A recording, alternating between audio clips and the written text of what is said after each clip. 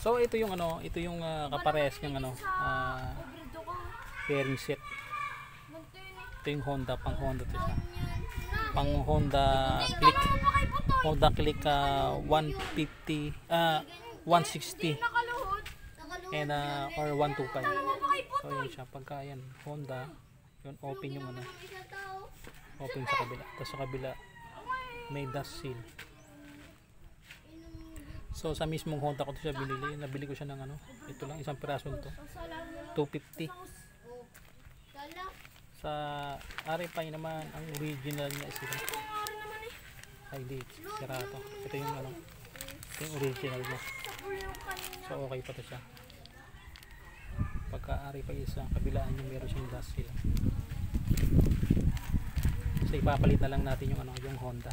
Kasi yung Honda is ano, open yung ano, open yung kabila. Ayan. Madali siyang ano, malagyan ng ano, ng grasa.